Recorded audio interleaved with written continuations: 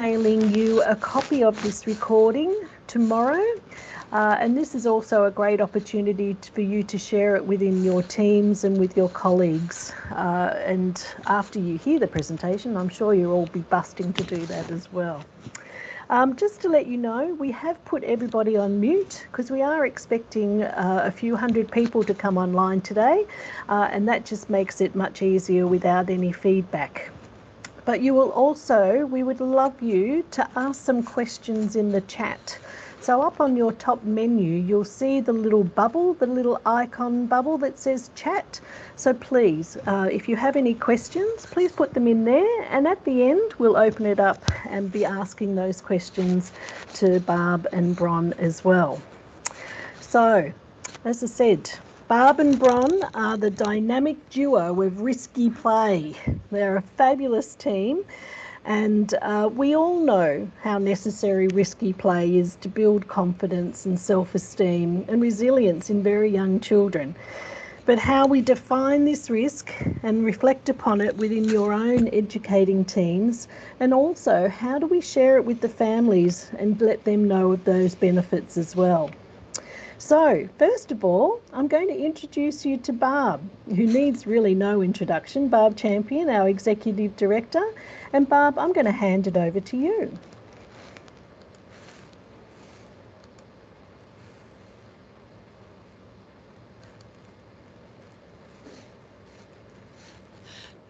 Thanks, Karen, and welcome everybody to our session this afternoon.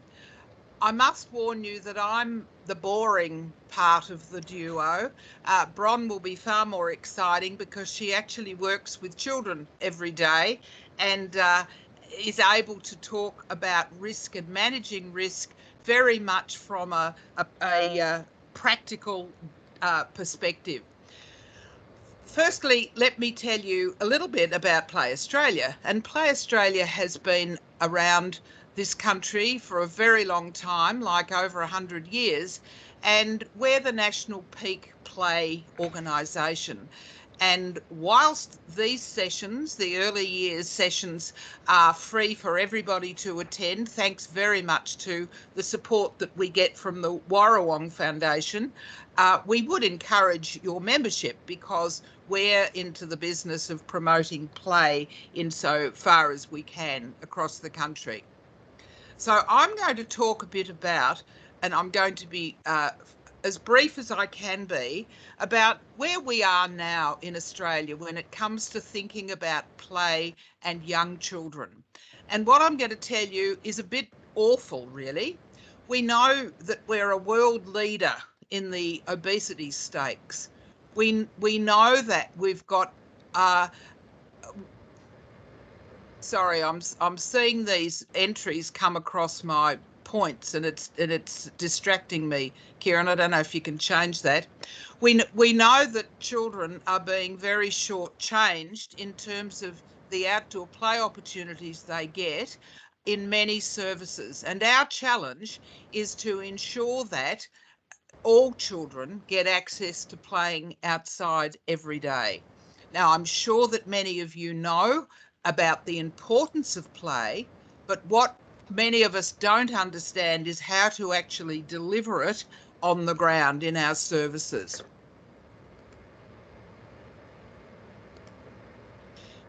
We know that children don't need to be taught to play because they've always played throughout history.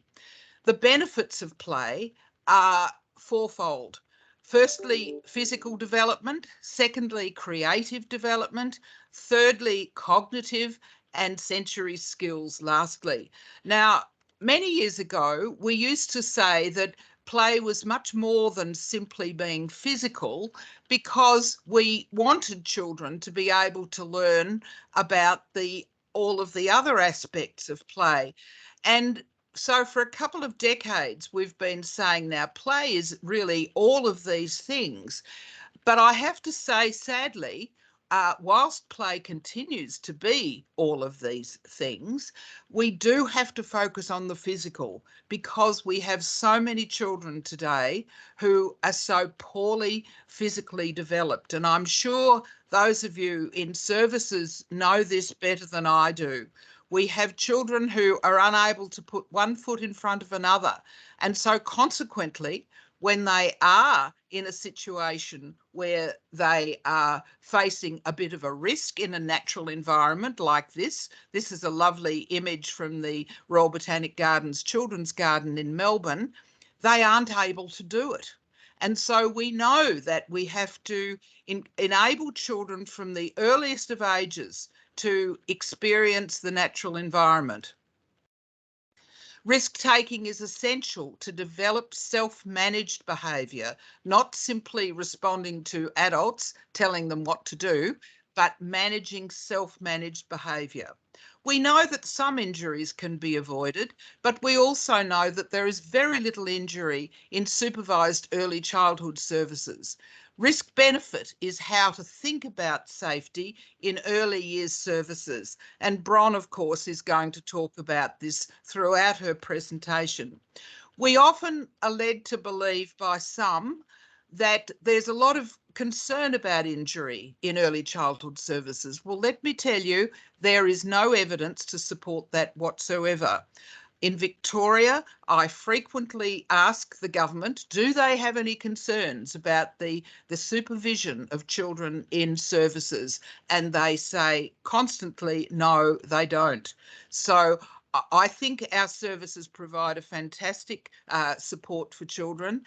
I think probably our task is to get out of their way some of the time. Playground safety today has changed in that we have parental involvement in a way that we certainly didn't 30 years ago. And because we're dealing with young children, we do have to be particularly careful about how we involve them in environments that are going to promote risk-taking. We don't want hazards, we want sensible risk-taking. Now, in Australia, you'll have all heard that we have Australian standards for playgrounds. And those standards, by and large, are pieces of useful information that help people who plan outdoor play areas, who build them, and who maintain them. And by and large, early childhood services across the country operate according to these playground standards. But we don't need to focus too much on the details of those today, or ever really. So often we just simply need to use our common sense. An important point to say is that state and territory governments are the authority for managing safety in children's services. Our playground standards are not law, they're not regulation. So what we need to reinforce is the fact that our state governments and our territory governments, they will determine what are the rules that we need to abide by. Quickly, I want to run through these 6 issues that I just ask you to put into your heads as Bron will be talking in a much more practical sense.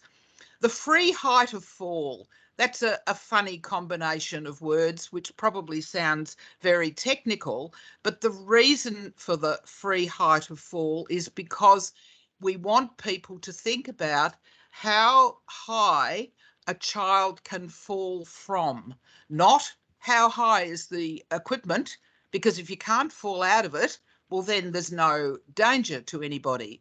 And many towers these days that we're seeing being built across the country and very many climbing circumstances don't allow falling. So we don't talk about the height of the equipment, we talk about how high it is for a child to be able to fall to the ground. The next issue, again, a funny word, impact areas. That means the ground surface around the play equipment on which you could fall. The next one is the impact absorbing surface. In other words, the ground surface. So we don't want children being able to fall from a play equipment item and fall onto something that's going to damage their heads. Let's remember, the ground surface is to prevent head injury. It is not to prevent arms or legs being injured. very important we understand this. We know that it's an issue that we need to explain in greater detail to the community, but the ground surface is about preventing head injury. Entrapment, that's the word that we use to describe what happens if you get something caught in a gap or in a hole. Now, again, there's nothing wrong with gaps and holes in play equipment, but there is a problem if you're falling. So if you can imagine you're going down a slide and you get your hand or your finger caught in a hole, you will be in serious strife because your body will keep moving and you can't stop it. So entrapment is an important issue for us to understand. Handrails, guardrails and barriers, they're obviously there to enable children to hang on to things and to prevent them being pushed out or falling unnecessarily.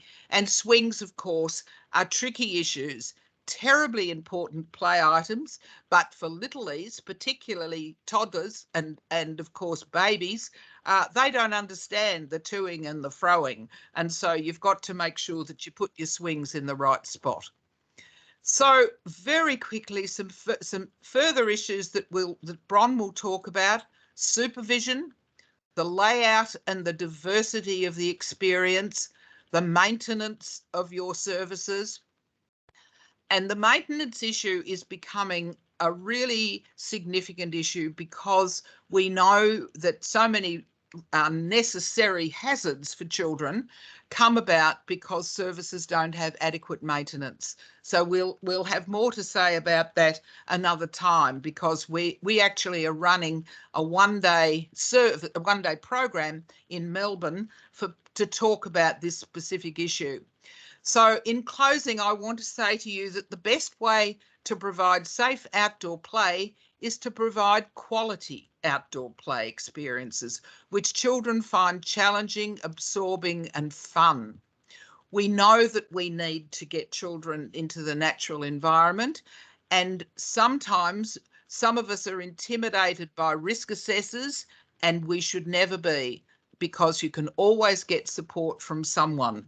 So boredom is the greatest risk to children, and so we have to do everything we can to provide regular outdoor play every day in our services. So that's the talk from a former chair of the Standards Committee. Now let's get into the really interesting stuff from Bron. Thank you, Barb. Just change over presentations. We'll see how clever we are at doing that.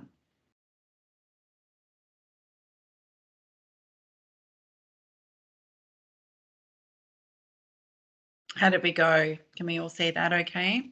Looks great, Bron. Terrific. Well, welcome everybody, and hopefully people from around Australia are a little bit warmer than we are in Melbourne at the moment as we move from, move into winter, or the season of chun up down here in Melbourne. So we all need to rug up and we need to be outdoors. So it's hard. I'm very inspired by offering risk that is beneficial to children, but it doesn't come without lots of thinking. So we are going to talk a bit about that today. Just to quote my colleague in crime, let's get into what play is so that we kind of know where we're launching from today. So as adults, we have a responsibility to provide freedom, space and time for our children to play freely every day. And they need to do it in their own way, in their own ways of knowing, at their own pace, but also really importantly outdoors. And that is, I think, sometimes where we as early childhood educators and teachers worry that children may be exposed to risk. And we will define the difference between what a risk is compared to a hazard, because we certainly don't want to be providing outdoor spaces that are hazardous. We really do want to include opportunities for children to have that flutter in their tummies when they maybe jump out of a tree, or maybe spin, maybe in a swing. So what things are in place to make sure that children aren't going to have their finger entrapped if they're allowed to swing in the swing, or jumping off a higher piece of equipment. I normally would do lots of talking about or with our audience, and I am going to make some assumptions today that we will have educators that work with very young children, so babies, toddlers, also maybe early primary. Also, we often see occupational therapists and other allied health professionals. So welcome to everybody, and I hope I haven't missed anybody. When we are talking about offering outdoor play curriculum to very young babies and very young children, we do need to think about what our play philosophy is. We need to, I come with an approach that children are competent. And so that's how I, in my day-to-day practice, actually see children, and therefore that's how I design curriculum for them. So it's really important as you move forward in providing risk benefit to children of all ages, that your teams, you yourself as an individual, but your teams are sort of on the same page. So, what is it that you believe in? What are your values and what are your beliefs? And having a dipping your toe into some really contemporary curriculum too. So maybe some bush learning, or bush kinder, or going out and about, or just looking at different spaces. So looking at your outdoor spaces beyond the fences is something else that I will touch on today. So we work with children because we believe that the image of the child is one that has full citizenship in life and in society. That's how I see little people as well. They have the right to imagine. They are not fragile, incomplete, weak, and made of glass, and they're not waiting for us to fill them with all of our knowledge. It's a partnership, and each child comes to us with their own individual ways of being at home, their own experiences, and granted that we are still in a pandemic, it feels like perhaps we're coming out the other side, but we're still in it. So some educators who are working with very young infants, their whole life has been, particularly here in Melbourne and well, actually all around Australia really, we've just had lockdowns at different times and in different ways. Children haven't perhaps had the exposure to other children, environments that are outdoors, and general society. So I know in my work, I work with children that are 2 years and over. I did start my career with infants. Fabulous time working with fabulous educators and mothercraft nurses in those days. So that's showing my age, been around for a very long time, almost 30 years in the profession. But little babies need to be able to go out and they need to experience nature. But we can't do any of this if we ourselves are not confident, if we don't have the opportunity to actually think about things more deeply and to minimise hazards. We don't want children in hazardous spaces. We need to work with families, and we need to be organised. So that little middle picture is actually of my nieces and nephew. I work with my sister. She's a preschool teacher. She was a mothercraft nurse as well, or still is a mothercraft nurse. So this is their life and their ways of being. In an early childhood setting, if we don't have a way to dry clothes or to allow children to have these opportunities without maybe making sure that they're comfortable at the end of the day. So do we have gum boots? Do we have jackets? Then children are less likely to engage and we are more likely to be worried. It's okay at home, you just chuck it all in the washing machine, don't you? So Barb and I have been on the road a little bit with risk benefit, but I did just want to pull out some of the things that are kind of challenging us at the moment. We do have a bit of a plate of challenges as early childhood educators at the moment. We do have a lot of educators exiting the field. That's really upsetting, understandable, but upsetting. So it does mean that perhaps some of your teams may have shifted a little bit. You might be working with new educators that have different experience and a different philosophy to you. It affects your continuity with children. I'm very fortunate that where I work, we have a high ratio of educator to child. And I've worked with my team for over 3 years. One person I've worked with for 5 years, and I've been at that particular workplace at Diamond Creek Memorial Kindergarten since 2015. So there is, as our team builds, we still have that team that was there originally that we can bounce ideas off. So that is tough. That is tough when we're trying to all be on the same page. We know that we're encouraged not to close, and that's great, but educators get the flu, educators get COVID, and depending where you are in Australia will mean you might need a week off if you have COVID. If you've got the flu, who knows how long you'll need off. And obviously we're working too with, children that may become ill as well. And all of this is added admin. We have to tell people when we're closing. We try not to. We're trying to get agency. Are there agency staff there? So all of these things do impact on how we can offer something that is perhaps new to us, or something that requires more supervision and an experienced team to ensure these opportunities happen for little people. New educators to the field. I know in Victoria there's 3-year-old funding has come into place. We have a lot of new bachelor trained teachers. We are not part of school, so we exist not on school grounds, I guess. There's also long day care services that have 3-year-old teachers. So we may be new to the field, or we may be working in isolation. It's really hard to, when you're super passionate about these sorts of things, to, you need to give yourself a little bit of permission to take some more time before you sort of move through some of these things. Families need to be on board. They've been in lockdown, and children may not have been, as I said before, out and about as much. But we have hope. So we need to get out there. We have hope. We just need to work around all of those red flags, because the benefits to children in engaging in risky play, and particularly connecting with outdoor play and in nature, it's unlimiting, really. If we talk about contact with nature in particular, we're talking about that building of immunity through soil and microbe contact. They're less likely to spread viruses because of the open spaces that we're in, and that has been tried and true. Great information to share with families.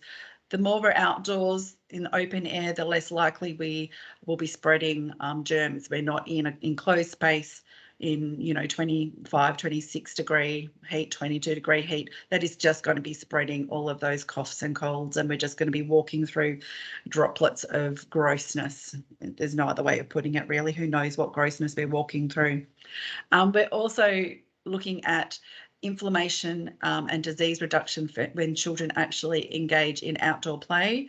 And when we're taking risks, the vestibular system, so that sense of balance and that spatial awareness and coordination, it gives children that opportunity to build that. That is actually a precursor for school readiness. So we've got a lot of primary school teachers saying, oh, the children keep falling off the chairs, or they're kind of laying around when we have mat time. It's because their core muscles aren't developed. And if you don't develop your core muscles, it also weakens your back muscles as well. It's kind of what holds your body up, which means, you get a lot of slouching, a lot of wanting to lay down because they're not feeling physically strong through the core of their body. Really important, and something that can be developed when we're outdoors. And we have all of these probiotics and the air icons that sort of come out of trees and things like that too. So really great for mental health, which we all need at the moment. Down here in Victoria, we're actually told that we need to be outdoors. So we need to be having cross ventilation, but we need to be, weather permitting, yes, thunderstorms, not so great. Hail can hurt, so not so great. 45-degree days, I know we don't get a lot of them down here, but it does happen. it can be really uncomfortable. So you have to make that judgment. But children need to be able to be outdoors every single day. And it's up to us as educators to make that happen for them so that they're able to do so in a way that is comfortable and encourages open-ended learning. Okay, so these are the things that we're going to go through. We're going to go through a risk benefit assessment. And I know Barb said I was the interesting one, but that is quite boring. It's quite structured, but let's just say it is what you need to do to have fun, to move beyond your existing boundaries. We are going to minimise danger. It's not okay to open a child to a dangerous situation when you because you haven't had the chance to assess it. So we will be talking about that. Children do need to take risks for resilience. I was telling a story the other day that we have tank water, so we collect rainwater where I live, and I still live on the same property as I grew up on. And it's tradition, you put your Hills hoist on the concrete tank that holds your water.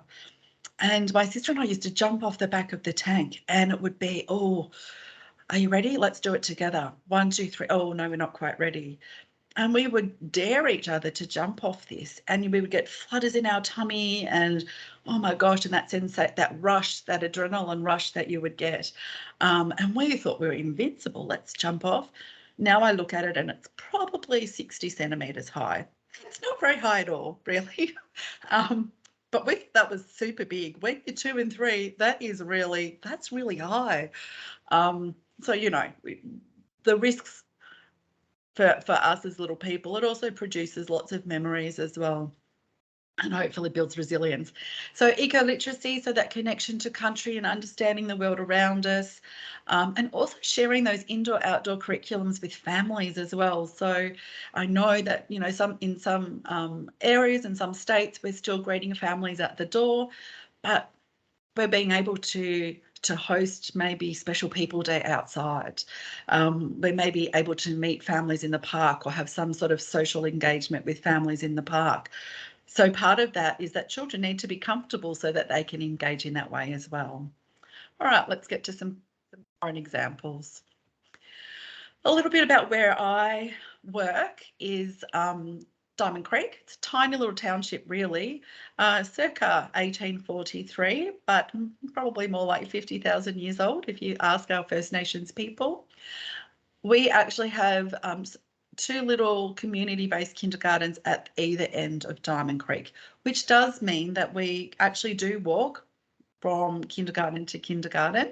We do sometimes meet in the middle it's a big football area. So we have Marngrook Oval on one side, and I can't tell you what the other oval is on the other side, but it's certainly a meeting place for us. It's a nice central place where we can meet both groups of children or meet families. So I want to challenge you to think about your outdoor space as not defined by us as oh yes, it's where the fences are, but maybe more Google Earth. So where is it that you can also take children, even, you know, babies for a little picnic, you know, down the road, something like that. So I challenge you to, when we're thinking about risk, that we're not just thinking about how to assess risk within the gates, but beyond that as well.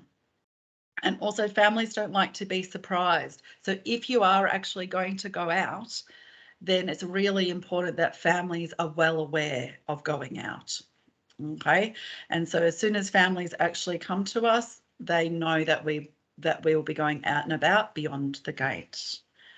There's a good little example here of what happens when you run out of footpath. In Diamond Creek, we do run out of footpath. And these are just a whole lot of live photos joined together. And we just bottom suit down to the bottom.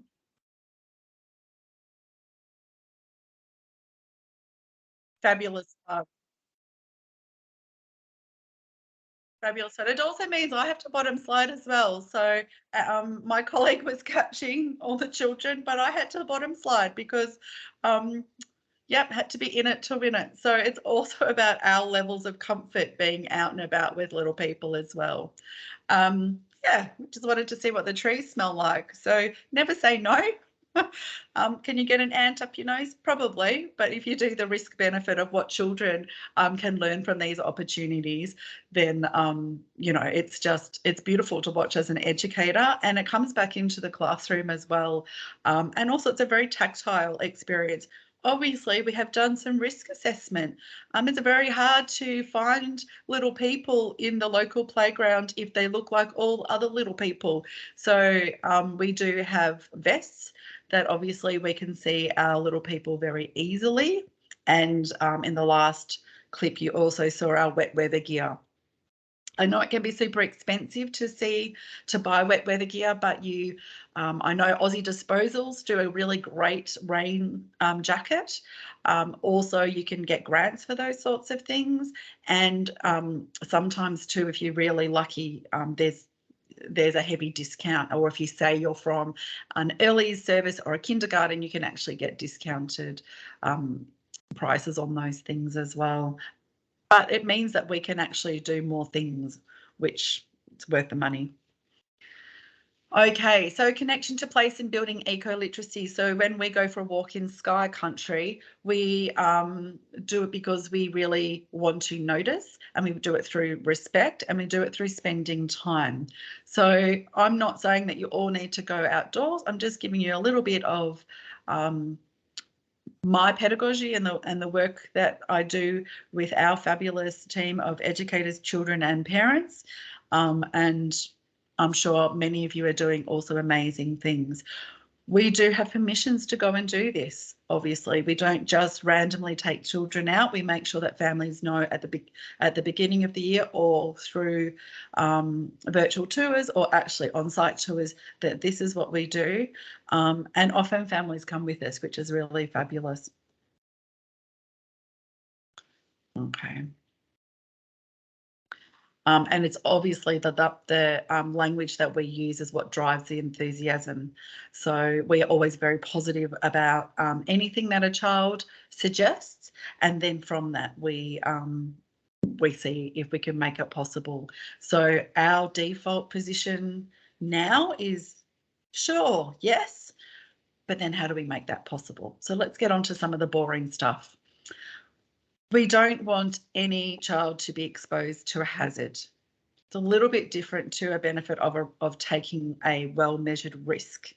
So a hazard is definitely something that can cause harm, potential injury.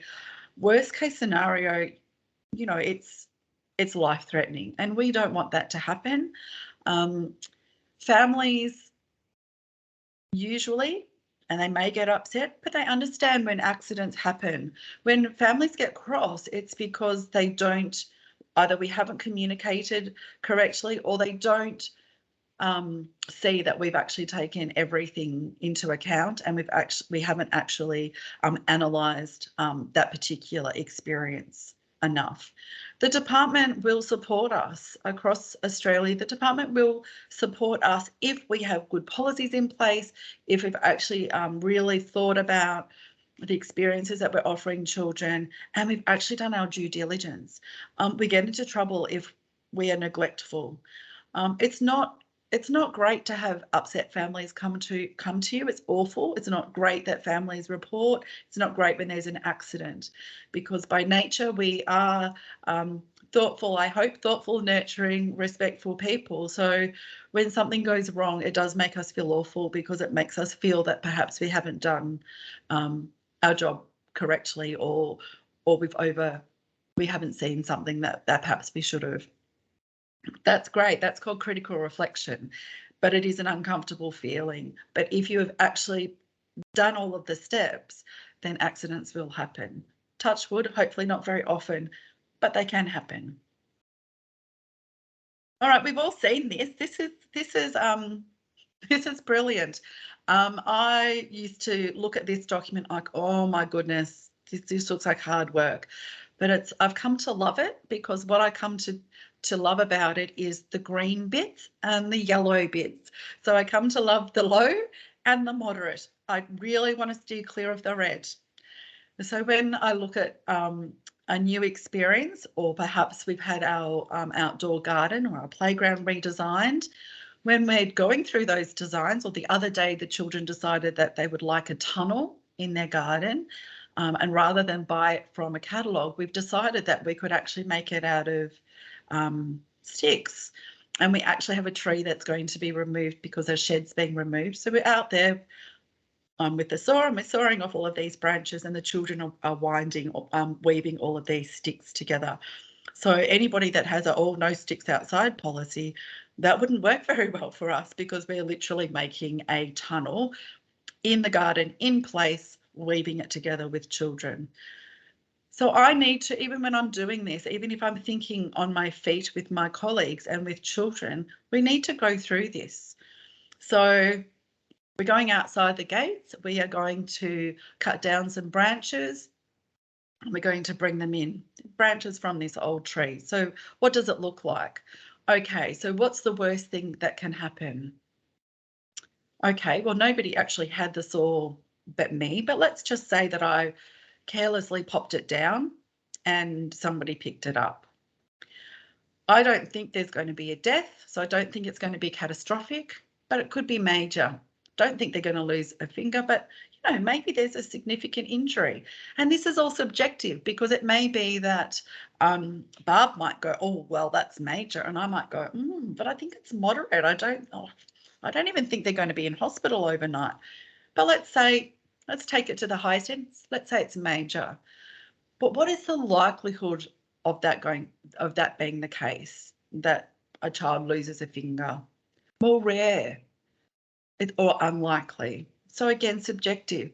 So now we're down in that high or moderate.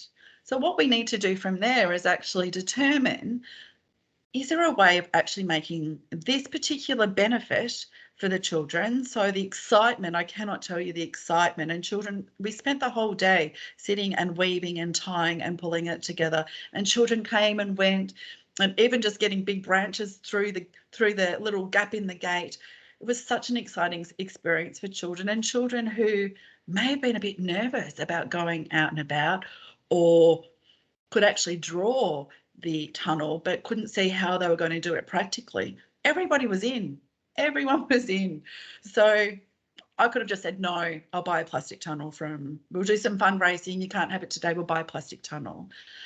Instead, we've got this handcrafted, all experience from children. So what we're trying to do is to make it a low risk, so that we can still have that risk in play, in curriculum, and it's beneficial to children. So let's take it down super simple. So maybe it would be something like, you've bought a new swing, you've always had a tie swing, now you're going to have a swing that has momentum back and forth.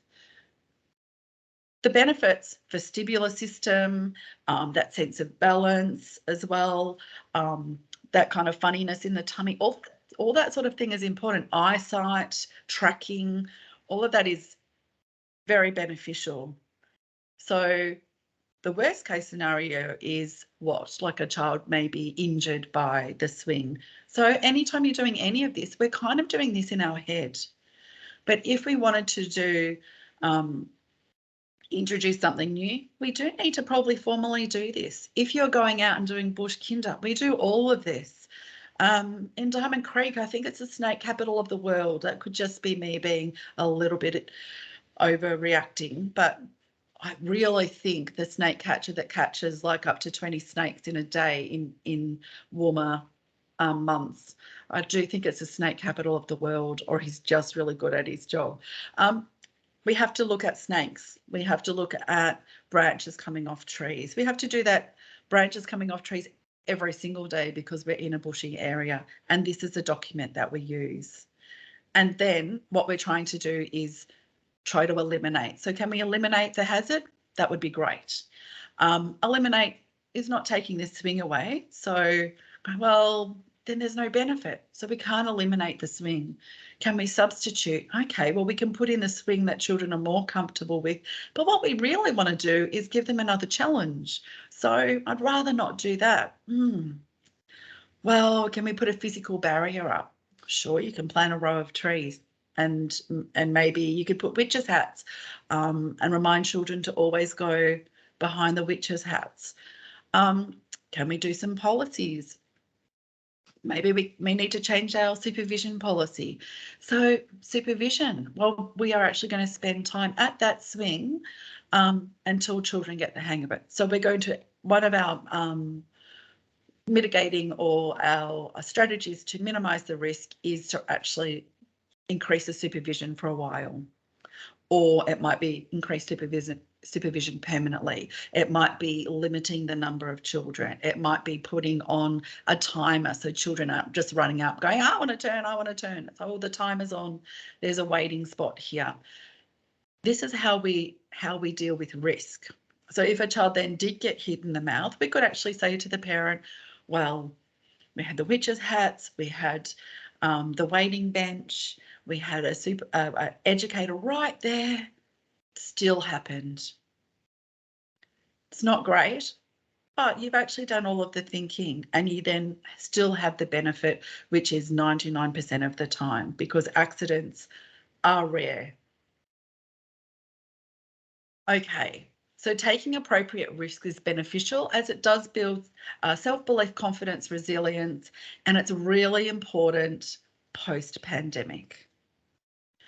Children are doing new things for the first time. They are, maybe doing remote drop-off. They're having to leave their family at the door. They are eventually going to go to school. They're doing swimming lessons for the first time because swimming lessons have closed down. They're playing with the neighbour's child up the road. That resilience and confidence and self-belief is really important. So what we're trying to do as educators, you assess the hazard, stop it from being super dangerous, get it to the green. We'll accept a little bit of moderate yellow, but get it to the green, and then you can actually openly promote the benefits of risk. And I would do it first. So Barb showed a lovely photo of the botanical gardens down here in Melbourne, the Children's Garden. They actually have an online risk assessment tool. And, they are actually catering to the general public. There is an open, non-fenced dam-like pond there. There is, there's rocks. There is a hollow tree that you have to literally get in and go get under and in. There's possums. So there's possum poo and there's possum wee. There's water. There's slippery surfaces. There's bees. So that's a great place to actually go and have a look at what that sort of document looks like. But I suggest you put the benefit first. So why are you doing it? Put the benefit first and then assess the risk. And that's how I would present it to families, the benefit first. Because when they ask you as educators, you want to be able to detail the benefit first. Well, we have a climbing tree because A, B, C, D. Yeah. So under here we do actually have a mat, but we also have softball. But a mat actually makes us feel a little bit more comfortable. It also gives the children a bit of a target. So if they're going to jump out of the tree, they have a target. That tree is pretty old, super strong. It still does have some branches that are what we call baby branches. And if the branch is thinner than your forearm, you should not be going up that baby branch because it probably won't hold your weight. These are the discussions that we're having with children all the time. Sometimes you'll put a little bit of masking tape because it's biodegradable. I am on the committee of EEC. Masking tape, biodegradable. So we're not going to go, let's have a chat. We're not going to go past here because we think that's where the baby part of the tree is. It's not strong enough to hold us. We're not going to go any higher than here because if you're higher than here, then it will be much more difficult for an educator to help you if you need help. We always do it in a positive way. We don't go, because you won't be able to get down and get stuck there. No, it's because we physically won't be able to get you down if you need help, or one of your friends won't be able to physically get you down from there. Okay, but it could be something simple as natural grass for babies. There's lots of discussion about, natural grass, it has bugs and snails and ants and creepy crawlies. but the benefit is amazing. It's not fake grass that can be carcinogenic, and it's made of plastic and biodegrading. It's not soft fall that, you know, when babies come inside, or toddlers come inside, they look like a tanbark lamington. They're like got little bits of tanbark all over them, and you're trying to pick them off, and they're not sticking it up their nose or, you know, eating it.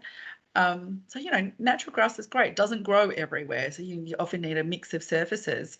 But, you know, that might be a discussion that you need to have as a team. So it's anything that you think would be a benefit, but that you need to actually pull it apart a bit. So this is ours. So we have a little blurb at the front about, so this is, we started with out and about. So it has sort of a history. So it's not, so for families, it's not yet, yeah, we just decided one day we're just going out the door. No, there was a process. So we try and put the history in our risk assessment and benefit, so families can actually see, the department can see, new educators can see where we're actually going, students as well. We also link it to the rights of the child, national regulations and standards. And then off we go. We list the benefit first. So why is it okay to climb a tree? This is why. Benefit. What is the risk? Fall from a tree. What's the consequence? We've got our little matrix out. It's moderate, it's unlikely, so the level is moderate. What are you going to do to minimise that risk? So these are public spaces, they're managed by council who regularly check the trees. We know that the arborist goes round and checks the trees. That's helpful to us. So sometimes it's not just about us. That's helpful to us. So we actually know when that's going to happen. We'll also monitor weather conditions, and we'll take particular note of particular trees and broken branches and those sorts of things. And obviously, which is not in there, supervision is another thing in there. So then that actually minimises the risk down to my favourite colour, green. But then we also have protocols of, okay, so something really bad's happened, what are you going to do? So, you know, we even put the insurer down there. So this is a really comprehensive document that's available to families, to educators, to committee, and to the department. Okay, so I'm mindful of time because I actually do find this topic really exciting. I find it really exciting when I get to know a group of children, and once you know your children really well, that helps you assess risk as well. So what I've learned over my years is that children will learn from each other. So you can see here a little person observing another little person jumping off. So when I first saw that, this little person on the left is a little bit shy and reserved, I thought, oh, great, she's learning from, you know, this robust, out there little person. But we should never, ever, ever judge resilience by a personality type, because what I did realise when I sat down with the children is that was the first time that little person jumped off, because it's the shy, reserved little person that has taught her, because she can do this. It doesn't just jump. Oh no, hers is a jump and a roll every single time. And you can see she does it every single time, and that she's done it a few times today because there's a little trace of play. So traces of play of where she's actually been. So might be shy at mat time, but terribly resilient and pretty brave. Yeah,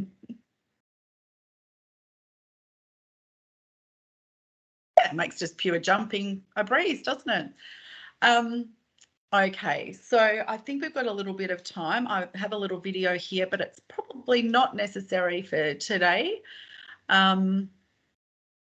This is probably more about, we are going to offer the Victorian Play Australia arm of the National Play Australia board is going to also offer, we inherited a very bushy, unkept, sad little space, and we are going to invite everybody to come and visit us out in Diamond Creek probably later in the year, so do watch this space.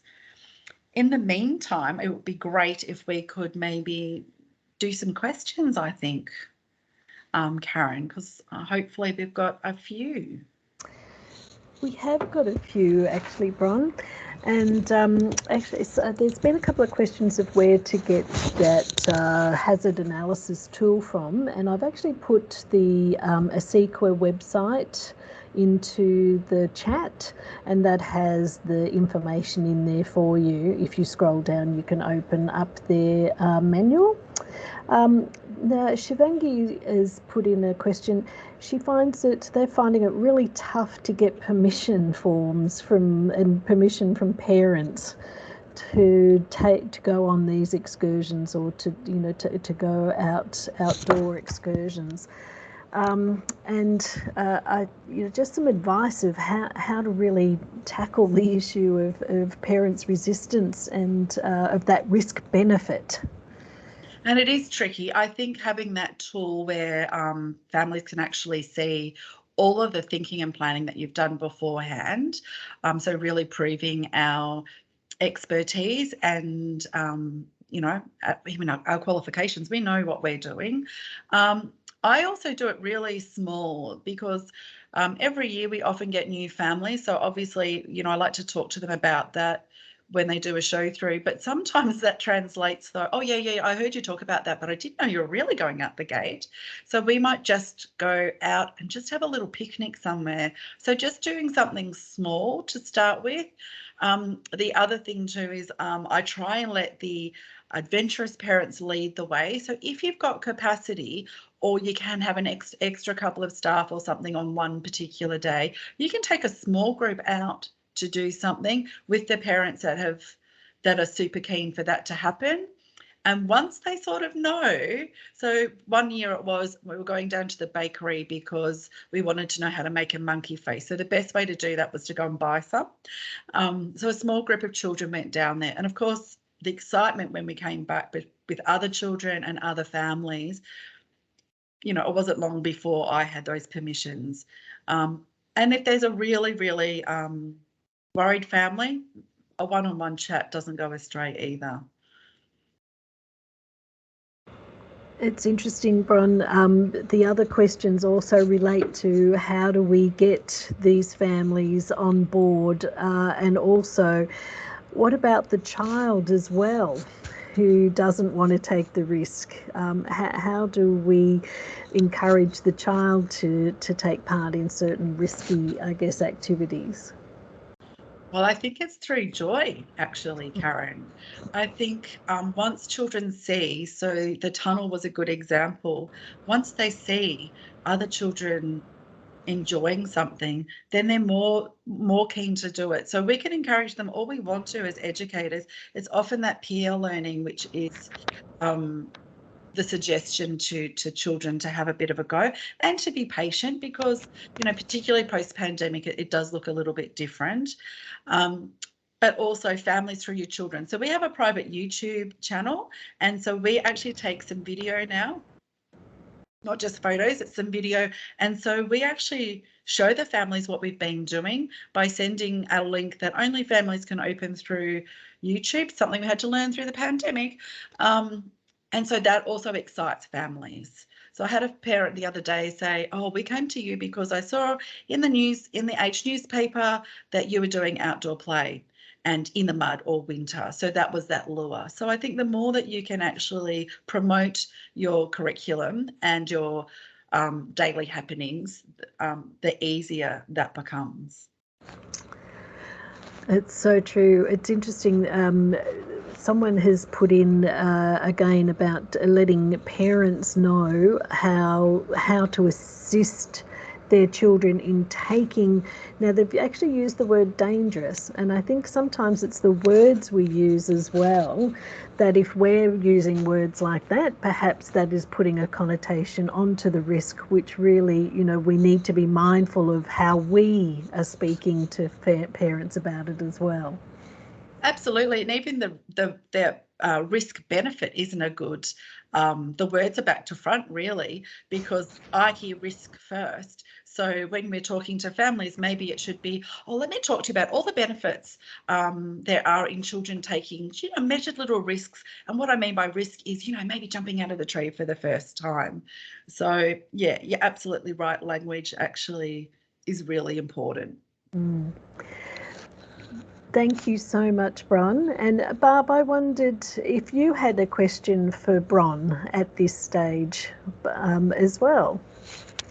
Bron, I'm interested to know what you think Play Australia, as the national peak play organisation, should be doing, because it seems to me that we have a lot of work to do with some parents, and when the question was asked about how to persuade parents, perhaps the national government's policy needs to be pointed out to parents in a way that is meaningful. But what should organisations like Play Australia be doing to support children? I think the case studies around it too, Barb, people really like practical examples of what will be the benefit long term. So, we talk about early childhood here in this forum, but also what will the benefits be long term? And I think, some snippy little fact sheets. I know there's some videos out, but something like that parents can sort of link into, or we as early childhood educators can use, can send families, or can actually use on our, information nights, or, when we're sending out enrolment forms. Oh, and have a look at this snappy little video. Did you know about the benefit of your So, children? in fact, our plans to roll out our Play Today campaign is exactly the kind of thing you're talking about. So we can steer parents towards the material that is actually already on our website, and they can sign up to get these little videos and little snippets. Absolutely. Yep. Great idea.